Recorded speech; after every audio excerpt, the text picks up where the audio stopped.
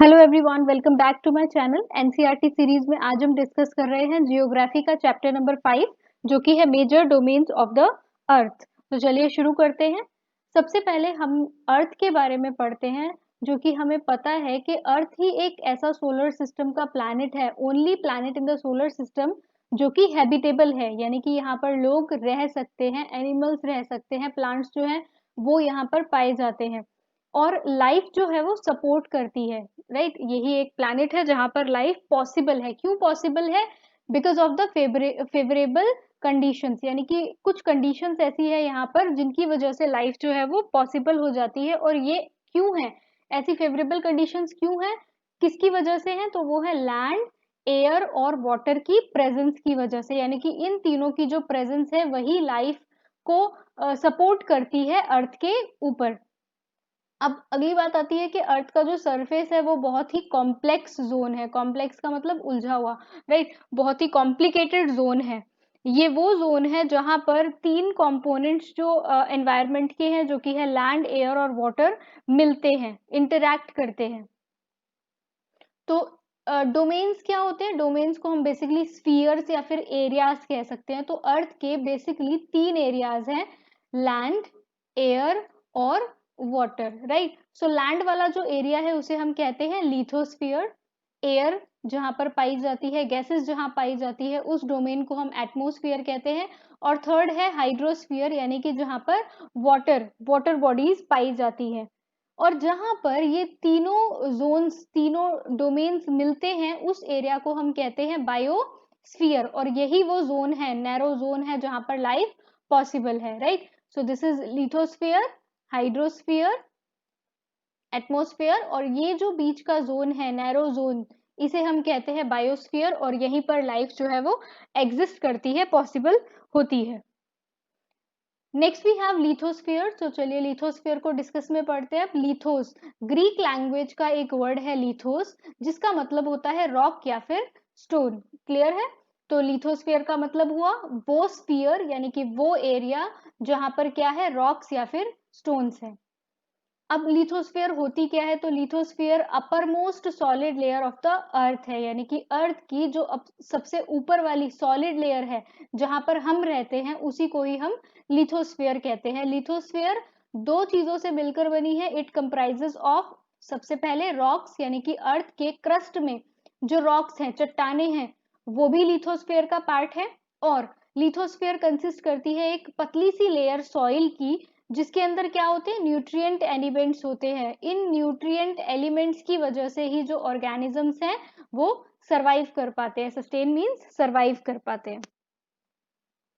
After this we have अर्थ का जो surface है, यानी कि हमारी जो पूरी अर्थ है, उसको हम दो पार्ट्स में डिवाइड कर सकते हैं। पहला पार्ट तो है कॉन्टिनेंट्स और दूसरा पार्ट है ओशियंस। राइट, कॉन्टिनेंट्स कौन सा पार्ट है? कॉन्टिनेंट वो पार्ट है जहां पर लैंड, जो लार्ज लैंड मासेस हैं, उस पार्ट को हम क्या कहते हैं? कॉन्टिनेंट्स कहते हैं। और ओशियंस क्या है? जहां पर ह्यूज या फिर लार्ज वाटर बॉडीज होती हैं, उन्हें हम क्या कहते हैं? ओशियंस कहते हैं।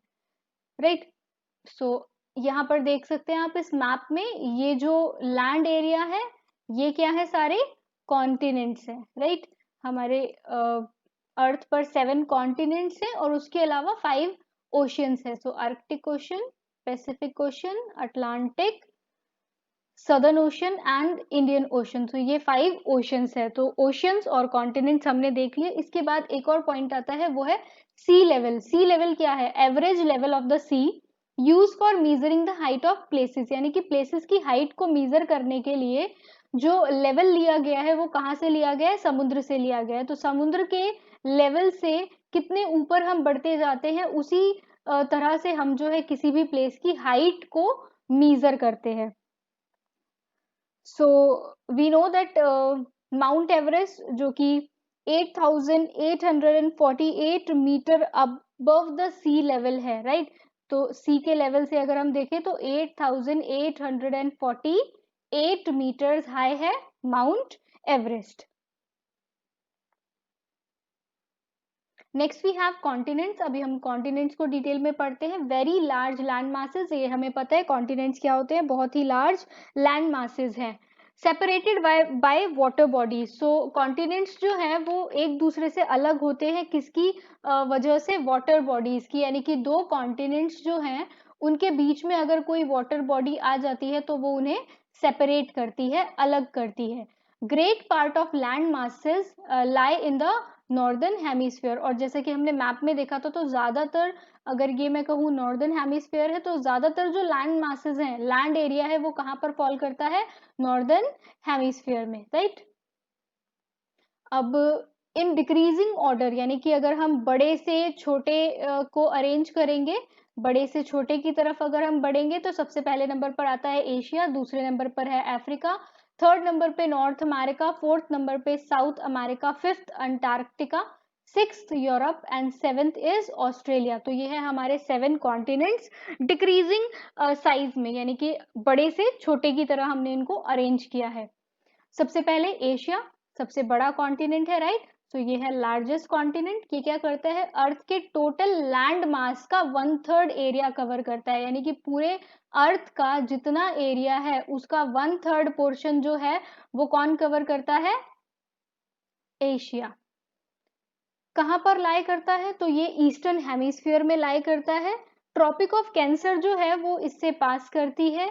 एशिया और यूरोप, इन दोनों को कभी कभी मिलाकर, एशिया ये वाला पार्ट है और यूरोप ये वाला पार्ट है, इनके बीच में अगर सेपरेशन नहीं होता, दैट मीन्स कभी कभी हम इन दोनों एरियाज को मिक्स करके बोल देते हैं इन्हें यूरेशिया। दोनों को मिलाकर कंबाइंड मास को क्या कह दिया जाता है?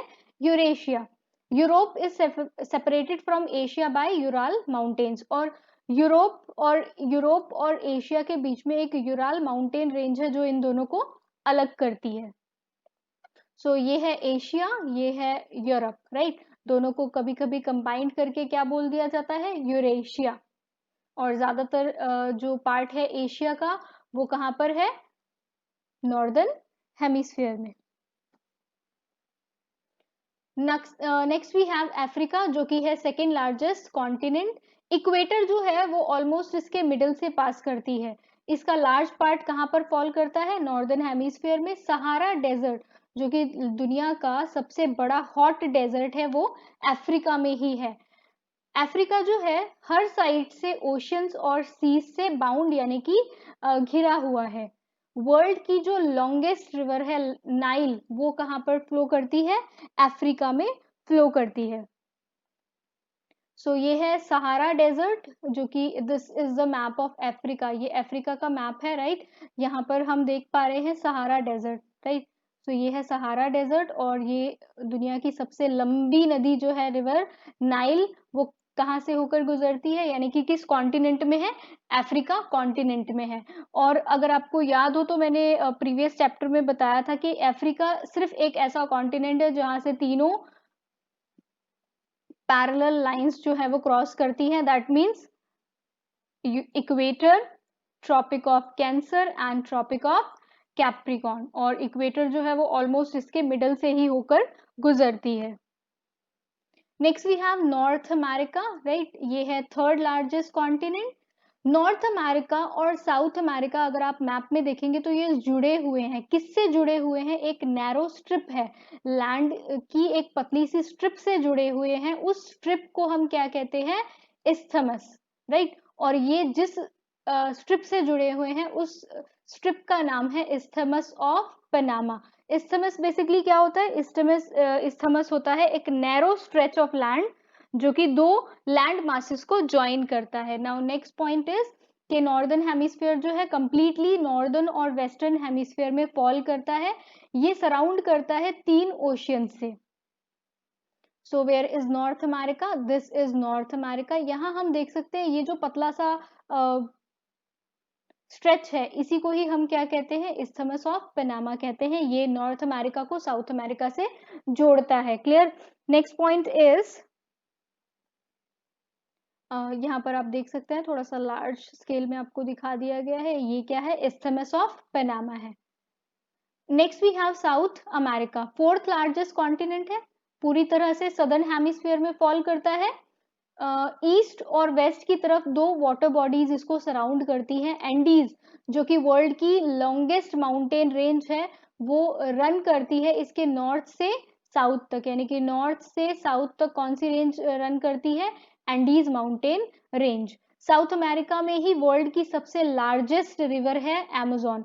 नाइल रिवर क्या है? लॉन्गेस्ट है, यानी कि सबसे लंबी नदी है, और अमेजोन जो है वो लार्जेस्ट है। लार्जेस्ट का मतलब क्या हुआ? यानी कि ये ज्यादा पानी लेकर चलती है, वॉल्यूम ऑफ वाटर जो है वो इसमें ज्यादा है। So this is south America, right. Completely ये सदर्न हेमिस्फीयर में फॉल कर रहा है, देख सकते हैं आप। और ये सराउंड करता है किससे? नॉर्थ साइड में यहाँ पर जो है कैस्पियन सी है, right. West sorry east side में है अटलांटिक ओशन, और वेस्ट साइड में है पैसिफिक ओशन, साउथ साइड में है सदर्न ओशन। क्लियर है? सो यहाँ पर हम देख लेते हैं साउथ अमेरिका का मैप, जहां पर हमें एंडीज माउंटेन देखने को मिल रही है। तो आप देख सकते हैं कि ये पूरी नॉर्थ से लेकर साउथ तक रन कर रही है साउथ अमेरिका के। Then we can also see the Amazon river. ये है Amazon रिवर जो दुनिया की सबसे लार्जेस्ट रिवर है। After that we have fifth largest continent जो कि है अंटार्कटिका। अंटार्कटिका जो है वो बहुत ही बड़ा कॉन्टिनेंट है, और कंप्लीटली ये कहाँ पर फॉल करता है? सदर्न हेमिस्फीयर में फॉल करता है। साउथ पोल जो है वो इसके ऑलमोस्ट सेंटर में है, यानी कि साउथ पोल यहाँ है और अंटार्कटिका जो है इसको सराउंड करता है। रिसर्च स्टेशंस इंडिया के और बहुत सारी कंट्रीज के रिसर्च स्टेशंस बने हुए हैं अंटार्कटिका में, जैसे कि हमारी कंट्री का मैत्री और दक्षिण गंगोत्री, ये दो रिसर्च स्टेशंस है जो अंटार्कटिका में है। So where is Antarctica? This is Antarctica, right. आप कंप्लीटली देख सकते हो कौन से पार्ट में है, ये सदर्न पार्ट में है। एंड अगर मैं आपको एक टॉप व्यू दिखाना चाहूँ तो ये रहा साउथ पोल, और ये है अंटार्कटिका। क्योंकि ये साउथ पोल पे साउथ पोल में है, यानी कि इस जगह पर कंप्लीटली ये जो है वो कवर्ड रहता है थिक शीट्स ऑफ आइस से, यानी कि ये कॉन्टिनेंट जो है फ्रोजन कह सकते हैं हम इसे। यहाँ पर आइस ज्यादा मिलती है, और ह्यूमन का जो सेटलमेंट है वो परमानेंट, कोई भी ह्यूमन सेटलमेंट यहाँ पर नहीं है। यहाँ पर हमें सिर्फ पेंगुइन्स वगैरह जो एनिमल्स है वही देखने को मिलते हैं।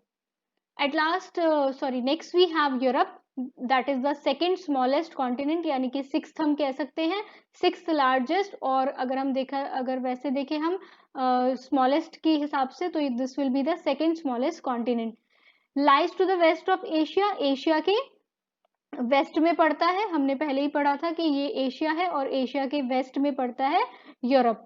आर्कटिक सर्कल जो है वो इससे पास करता है, और ये बाउंड करता है 3 वाटर बॉडीज से। तो चलिए देखते हैं यूरोप, ये रहा।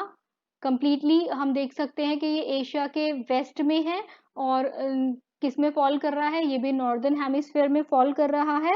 एंड यहाँ से जो वाटर बॉडीज हमें देखने को मिल रही है, यानी कि इसको कौन कौन सी वाटर बॉडीज सराउंड कर रही है, तो नॉर्थ में है आर्कटिक सर्कल, राइट, और वेस्ट में है Atlantic ocean, and towards the south यहाँ पर है मेडिटेरेनियन सी, राइट। यहाँ पर जो वाटर बॉडी है वो है मेडिटेरेनियन सी।